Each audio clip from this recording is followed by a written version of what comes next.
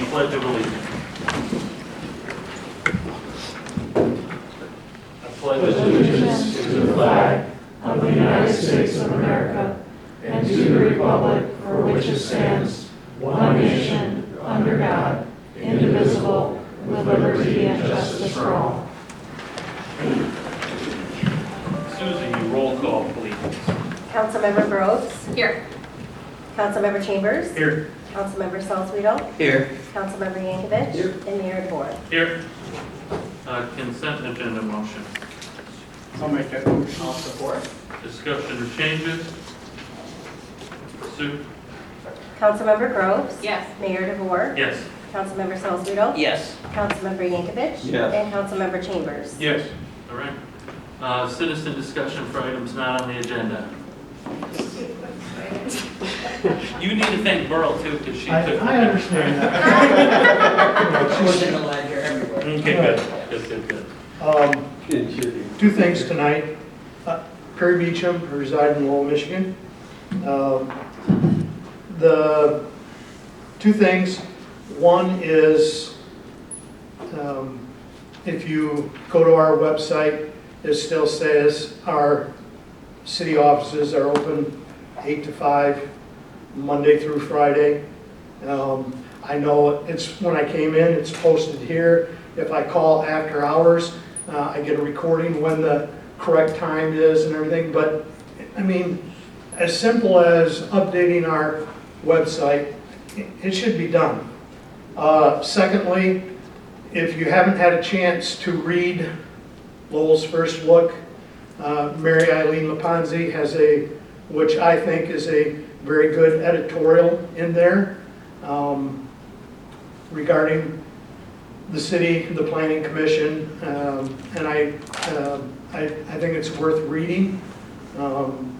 She comes with a kind of a unique perspective. She was once chairman of the Planning Commission back when our current master plan that was approved, and I know they're working on a new one, but what's current, she was a part of that, which was November 5th, year 2007. And I would encourage people to read that. Thank you. Thank you.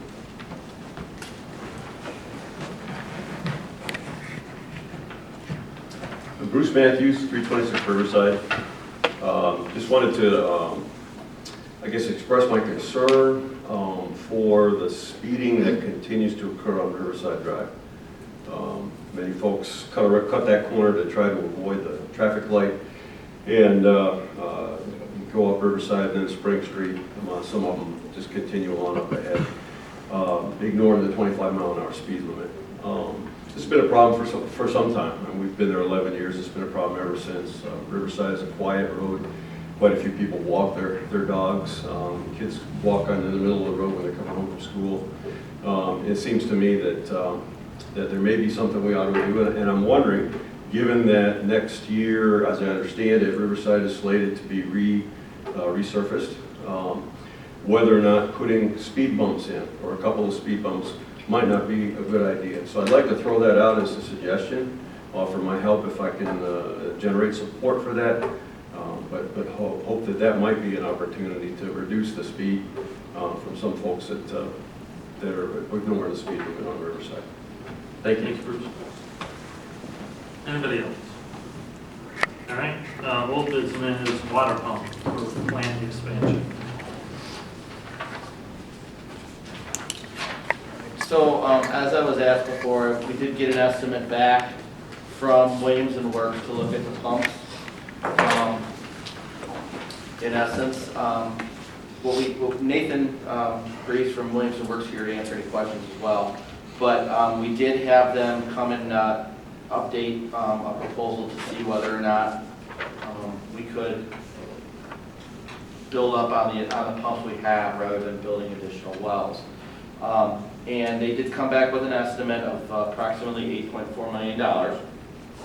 One of the things we did do is we had them go through everything that needed to be done and determine whether or not it was just something solely the township would need to meet their need, or if it was something that, if it was marked in the proposal of the city, that it was integrated. So in essence, about 25% of the project costs were integrated, and then the remaining 75% were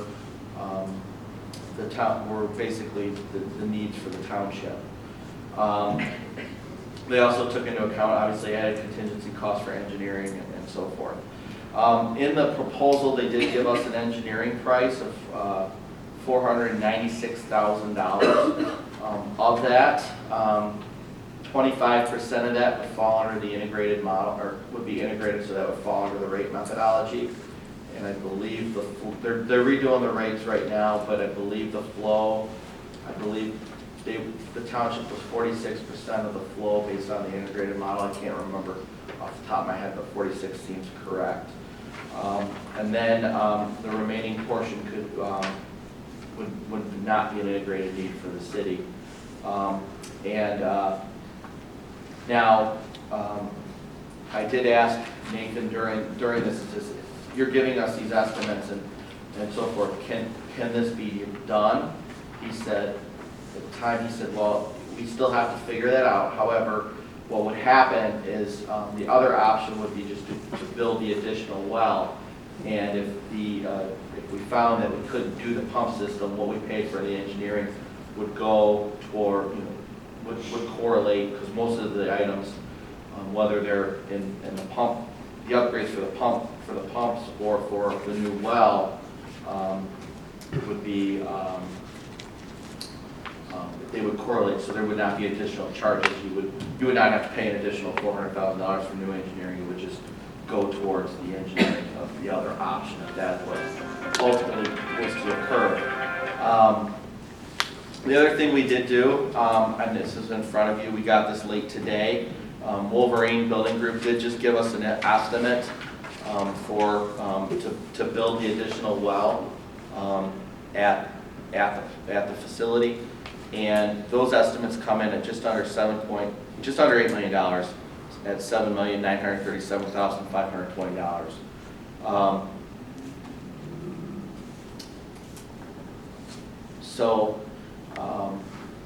Giving you the estimates, I guess at this point in time, we probably need to reach out to the township to see what they would like to do with these options.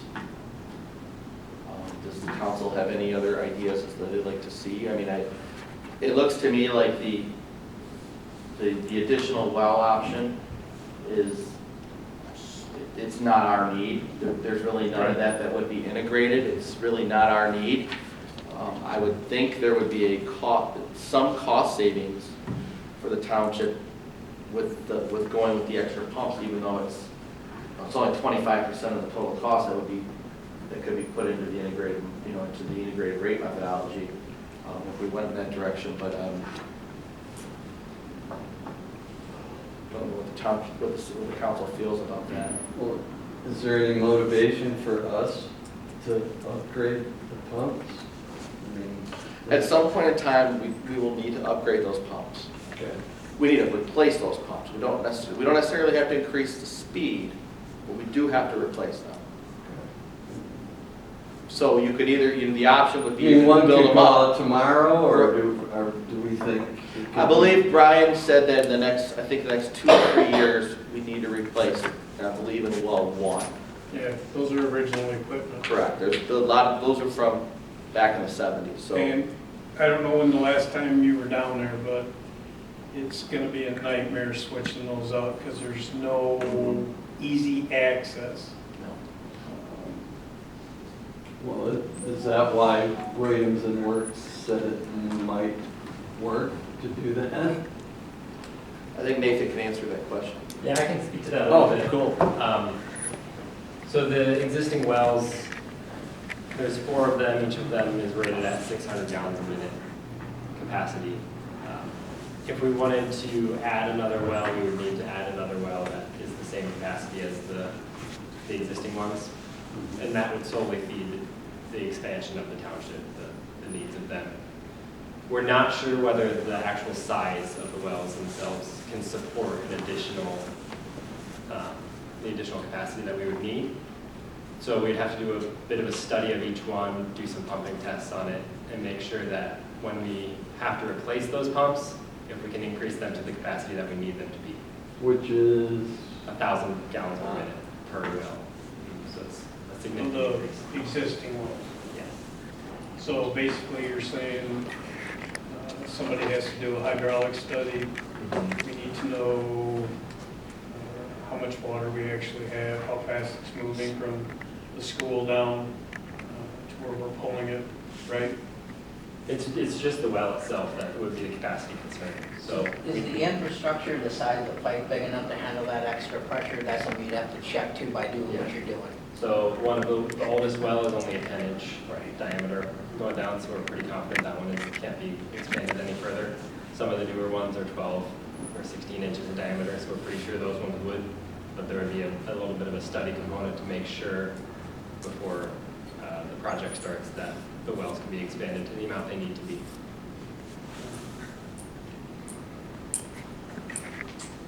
So I think I think our options are that we give them the numbers and Yeah. have the city attorney draft a letter saying that this is what. Yeah, so during the meetings with the township, because I chair that board, township says, well, we don't know what numbers you're even talking about, so you have to supply us numbers. So now we have our numbers. We asked Wolverine came in at 7.9 million. Not a big difference between what Wolverine's saying and Williams and Works. So I feel confident that hand them both, say here, pick. Because at the end of the day, we know we have to pay for some things. The ratepayers here do. Pump replacements and upgrades and stuff like that. That's just a common thing that's going to wear out and we have to pay for it. The township seems to think that we're going to benefit from a plant expansion, and I don't see how when we possibly can't pull any more water than we're currently pulling out of it. So I just think this is in their ball. I mean, this is in their court. They can pick or choose or build their own. And well, if that's the case, do we only give them a choice?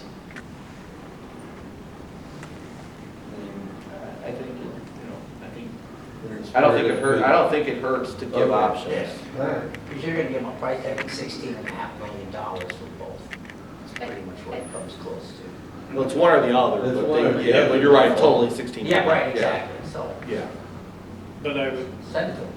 yeah, But because I don't building think one, you can build a brand new plant for $8 million. No. Couldn't build it for 16 million. I think you need to put a sense of urgency on it too. I'm really over this whole, we have to get the numbers and we have to provide the information and we have to do all this stuff for them, and then we do it and then they say, well, that's not enough time. And then we do it more. Do you think if There's- the city attorney sent a letter just another 60 days? Or? Well, it didn't seem to work very No. well last time, now did it? I think that's too long, if I'm being honest. We've been going through this for the better part of 4 years. I would say if they can't come back to us in at least 30 days. 30 days, yeah. Well, they're gonna have to have, and I don't know when this meeting is, so they'll probably have the next meeting in November. That's probably will be sometime after their November meeting, so. Then let's say the 15th, or the middle of December, we need the next. Exactly, before the end of the year. Otherwise, we're done. I mean, we've done everything to get them everything they need. Yeah. Wolverine put this together and, didn't even charge us for it, so. 4 years and 2 months is gonna kill me, but after that, I agree with you, Mike. We've been doing this for quite a few years. And we don't need it. Mm-mm. So why are we doing all the legwork and all the waiting and all the explaining to people and all the talking about it when it's not something that's a need for city ratepayers? Right. It's I think we frustrating. needed to look at it as a whole from Yeah. a city perspective, so Sure. I don't know if there's a complete 100% waste. I don't think But- it's ever but- a waste to invest. Well, I don't think it's a waste. I Right, think but- it's an exceedingly unnecessarily long amount of time that it's Exactly, the time to frame get is a what resolution. is our Yeah. concern, has been more than anything else. Yeah. So let's say our second meeting in December. December. If not, we'll use Cliff's terminology, pound sand. I've yet to see that being used by the attorney.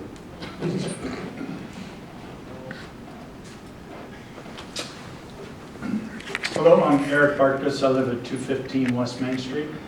I would like to just comment on water rates and just to make sure we're all grounded on how much our water costs. People have asked me this year about our water rates. They've also asked me about the water rationing. They don't like the water rationing, but they certainly don't like our water rates. They're on the high side. I read an MLive report from November of 2022 comparing 3-month bills for water in West Michigan. And it was apples to apples on the same usage. Grand Rapids was about $200 for 3 months. Cascade was $336. Kentwood was $250. Lowell was about $340. So we're at the high end. Now I realize we have very good water. We have softened water. We have a small system, which is more expensive, and Mr. Burns helped me with this, so he can add on. But we have to remember that we're expensive water here. I've had people complain that they can't water for gardening and that sort of thing.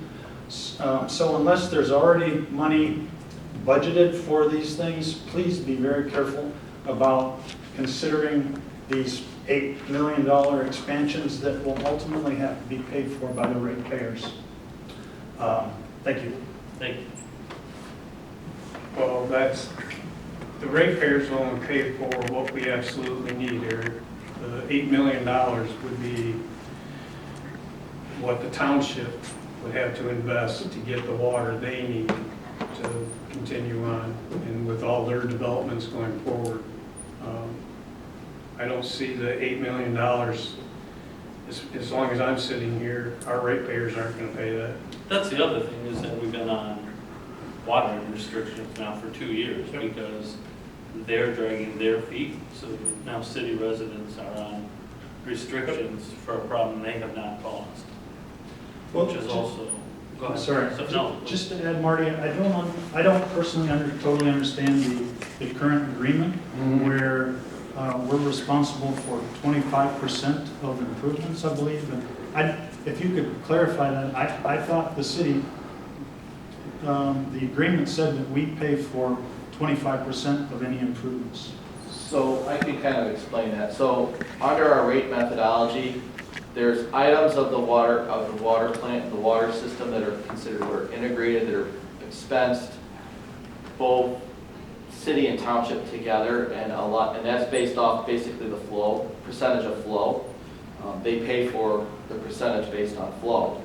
But then there's items that are not integrated. A lot of what's being proposed here is not integrated. So there are items, especially with the pump system, that are integrated, that they're part of the system, that if we do that option, we have to pay for part of that under the current rate structure, under the current agreement. When does that expire? 2032. unless we can't meet their need, right? Correct. There's So stipulations. what the agreement states is that there's a duty to provide, but it does not address us having to be responsible for a plant expansion. Not to insult your intelligence, Eric, but you are aware that the reason we have water restrictions is because the township's growth, and most of what the township, when it expands, is people with big yards. And that's why we started the water restrictions 2 years ago, is because The agreement states that if we put a restriction on the township, we have to do it ourselves.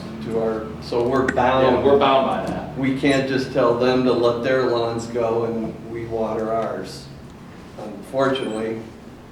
And the other thing that I asked Mike is, I said, why was the water agreement made for so many years? Apparently that's pretty standard. So, But we're only agreed to provide them with what they already have. We're not beholden to accommodate their growth. That's what's frustrating. Right. I don't believe we are. Because they know about the growth and they approve the growth and they, I'm assuming, have planning and all that stuff just like we do. Then how did this get missed for so long to where we're at the point we're at now? Where our residents are in watering restrictions and we're 4 years into a discussion that should have took 90 days. Yeah, I don't think it was missed, I think it was, just like they have added the ball back into our court, and we're like, here's more information, here's what else, here's more time, right? So it wasn't missed, right?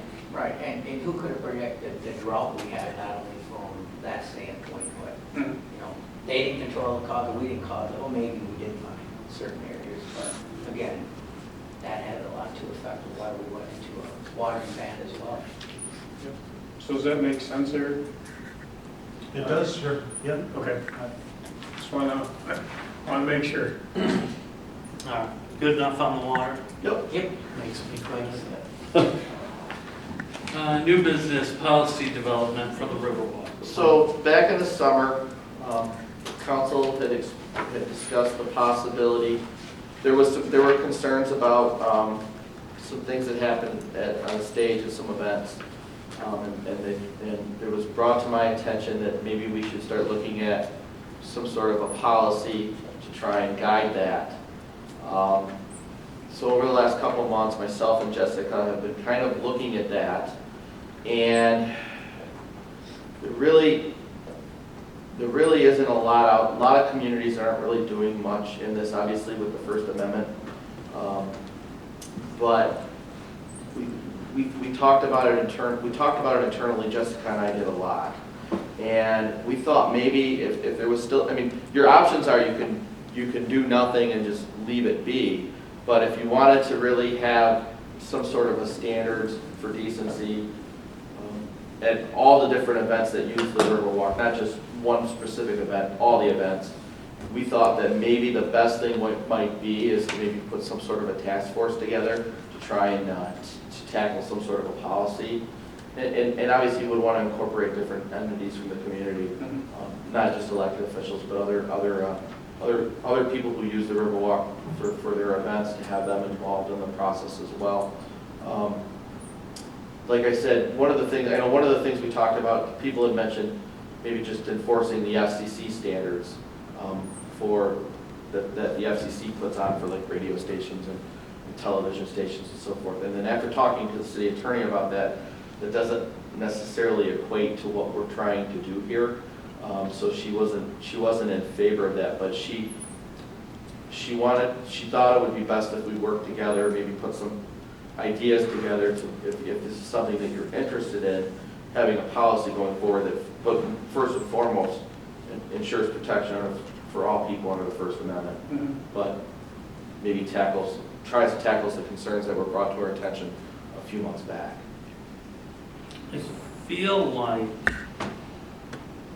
the only complaints we get about this are very targeted. So I don't know that putting a policy in place to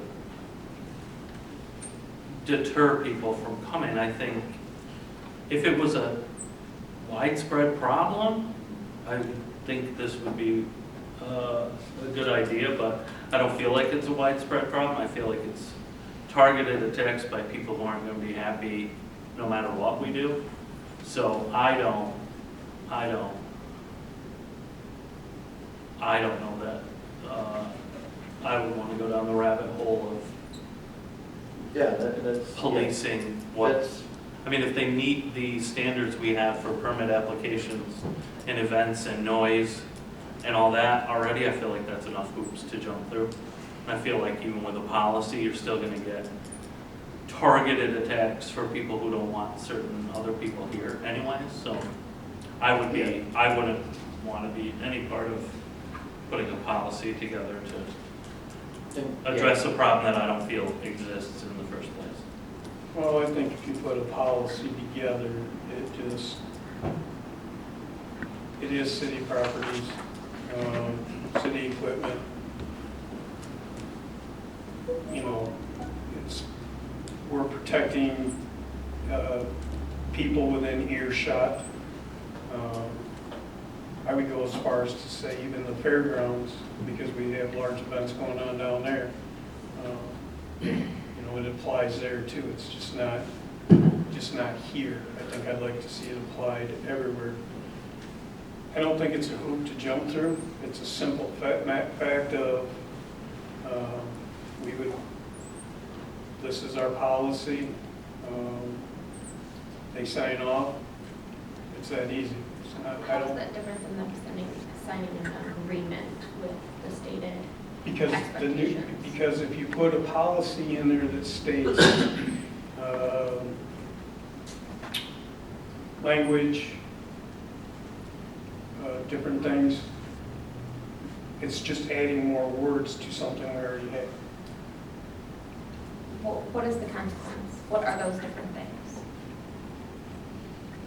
That would be something we'd have to have a discussion on now. I think that gets to be a really scary conversation. What were you saying, Leah? I think it becomes a very gray matter conversation, right? Policy to me is black and white, right? These are the stated goals, expectations, requirements for how we want to see growth moving forward, right? Or to provide protection. I don't think that creating a policy that tries to control the words that come out of people's mouth is going to get you very far. I just don't. The only rebuttal I might have to the mayor's comments is that the complaints about the language didn't all originate from the protest people. In fact, I'm the one that brought the issue to the forefront because I had never heard language like that from the stage. And I'm talking about the first time I heard stuff at the second Pride event, which my business gave money and merchandise to support, and I did it again. But I was shocked when I heard the language because I've been to Skiddy 8 concerts there. I've never heard a band talking like that. I've emceed events there. I use that kind of language when I'm not on the stage, but I don't get up there at the chamber dinner, and it freaked me out. But if it's something that, and kind of the double-edged sword for me as a 65-year-old straight white guy is that I've had to alter my language because I grew up at a time when there was a hit song on the radio that used the word faggot in a not glowing, and it was a hit song. It was an acceptable way of communicating. And I found it really ironic that a group, and I'm not saying that's correct, I'm just saying that things have changed. My language has changed. I try to be respectful, and a group that says, oh, we're all about respecting everybody, well, apparently that respect ends at a certain point. Because there were several people here that said, well, that depends on what your idea of bad language is. Okay, well then I guess, pardon me for saying it, then I can say faggot anytime I want, like we did in the old days. Is that? Well, I think it's true that you can say whatever word you want, whenever you want. It's just a reflection of your own character, right? Okay. Well, Well, if that kind of, I mean, I think all of us remember the recording of what the guy said on stage. If that language flies on our stage, well then, cool. I'll shut up and go away. I don't think that there's not an argument that that was not a nice thing to hear. I didn't like to hear, I wasn't there, didn't like to hear the recording, right? I think we need to be really particular about what our end goal is, right? Are we just trying to save people from hearing the F-bomb? Is that the end goal? Well, Is it if who's that saying went a it? little past just the I understand, F-bomb. but for the sake of this conversation, we're not looking for people to say the F-bomb on the stage. Sure. Right? Or, you know, I thought of the George Carlin comedy routine. These are the 7 dirty words that you can't say. That's where I learned that. And just to be clear, I'm not a fan of somebody looking at a child and saying, if you're gay, you're going to burn in hell. Thank you for But saying so. that's it. Well, but when we were listening to all this and I was talking with the attorney, Jessica, it was like, holy smokes, I don't like any of this business. And, you know, she explained that the protesters have their certain rights too, and you gotta walk a fine line. So, I don't know. Harry Beecham, I was here that night when the discussion came up and the body cam they played. And no, I didn't appreciate it at all. I also think it's a really hard judgment for the city council and for everybody in the police department, where the boundary is. I will say that I think there's a little bit going to a movie theater where, you know, it's rated R or whatever. You're walking in and expecting, you have some expectation of what's going to happen there. Again, when it's open air in the city, I think there's, you know, I guess I'm naive. I would like to think that people would respect that open air, what's going on, and families and people that are around. But, you know, whether you have some guidelines, you know, that what you expect, I think there needs, whether it's enforceable, I think that's a whole other issue, but I think there needs to come from city council of what they expect of events that are open air. I mean, you know, whether you want to say that they should be PG. I mean, words are going to come out that probably aren't appropriate. You know, somebody hit my finger with a hammer, I might say a few words that shouldn't be said. But again, I think it's important for at least the city council to have some kind of expectations of what you'd like to see. Whether it's enforceable or not, that's a whole other question. But I do think you need to address it and just come to a rationale of what you endorse and what you don't, you know, endorse. So, thanks. Along those lines, I did some internet research. I found out, well, has anybody heard of Holland, Michigan? Yeah. Okay, not exactly liberal haven, Correct. right? They have had a Pride Festival for 20 years.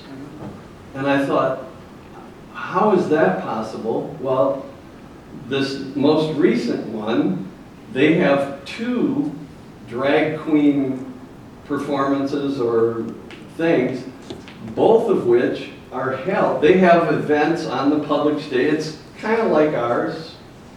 But the drag queen things, both of them take place off public property. One of them was in a brew pub, and the other was in a theater. You had to be over 18. So, because that was my contention from the get-go. I don't really care what anybody says. You know, you go to a movie, you rent the theater for your show. I mean, they've put on plays at Lowell Arts that have swearing in them, but they tell people, you know, you might not want to bring your kid here if you don't want to hear this. So, because I couldn't figure out how Holland could do it for 20 years and not have. I can remember when Burger King was closed in Holland on a Sunday. So, I went to school at Hope College, so well then, that yep. tells you. My name's Dave Simmons. I'm an entertainer. I agree with Cliff. Very good idea. If you're gonna do something like that, put it in a private venue, if you will. But, if you are able to develop just some general guidelines, and you talk to each entertainer, because that's what I believe the problem is entertainers, if you want to call it entertainers, as opposed to the general public. You talk to the entertainers before they go up on stage, and you say, here's the general rules, don't violate them. If you violate them, you'll never come back here again. That usually cleans it right up. Thank you. So, to comment on what he just said, we would do comedy shows, right? Depending on the crowds we'd have, we made sure the comedians all knew ahead of time, right? And we had a couple of them that... Oh, didn't you have one that? Yeah. And it didn't go very well because we've never had that individual back. Hi, Parker Blue, 903 North Monroe. Just curious, Mike, you had said you had conversations with Jessica about developing something like this. What precedent are you able to talk about? What precedent you've seen in other communities that have set up similar? So, yeah, one of the issues we're finding is that communities aren't touching this, is one of the issues. So the question was, is this something that we can even do? One. Two, can we have, I mean, what can we do to try and address the concerns that we took, especially when it was coming? We have obviously there's very different opinions, but having something where we can use all the different, where we can have all the different parties involved, try and come to some sort of a reasonable semblance as to how we're going to deal with this going forward. It's really what this all boiled down to. Right. I think that what's challenging is what is happening today is not what's going to be happening in 5 years. I agree. And so how can, even if you have all the players come in today that are participating in citywide events and make a decision today, is that going to be long, is that going to be? I agree with what you're saying. So, I don't understand how this could ever be possibly could have guidelines to restrict people and say you can't come back or we're going to deny your permit without violating First Amendment rights. Yeah, that's the issue we're trying to figure out. And so I think that what Leah was talking about is how can you form a task force without having a goal stated at the end? And if that goal is not achievable, it's a waste of time. If an event is considered indecent by whoever decides that it's indecent, they're going to choose not to attend. If the community chooses not to attend an event, the event dies. It's not going to continue going forward. But by the time that you start restricting people's ability to express, pride in particular, because we don't need to dance around the issue, we know this is about pride, is an opportunity for people to express themselves in a way that they're not able to most of the time the rest of the year. These are people in our community. And so the individuals that the particular event that was very unfortunate that happened weren't actually members of our community that happened with. My hope is that the Pride Board is taking time to address that and to discuss that and see how they can move forward. But in the end, when you start restricting, that's whoever comes on that stage, you're risking that chance of minimizing their ability to express who they are as they have the right to the First Amendment. That's the other thing is, do you have a blanket policy for everyone? A blanket agreement that they sign. Yeah. Is that what you're saying? Yeah, why wouldn't you just go, if there's a violation, or you feel there's a violation? Because what words I find offensive, It's different. the amount it takes to offend me is probably higher than the amount it takes to offend normal people, right? So I'm not offended by things that you're offended by, and you're offended by things that she's not.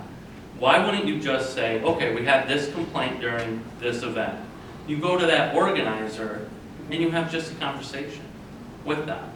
Like, hey, is there a way we can prevent this in the future? Is there a way maybe if you have something that is going to be offensive to some, why does it have to be amplified? Why can't you take Cliff's idea and say, we'll do this at my store or my restaurant or my thing? Or just don't turn the microphones on. Like a lot of the problem is the amplification of whatever. But I sit across the river and listen to music. Some of it is really, really good, and some of it I don't understand. My son listens to music. That's awful. But I don't say, because I don't like it, and it's offensive to me and I don't consider it music, and I'm old, that I just think to put a policy in place is a dangerous precedent when we live in a very litigious society. What about? But I also don't think freedom of speech means freedom from consequence either, so. What about putting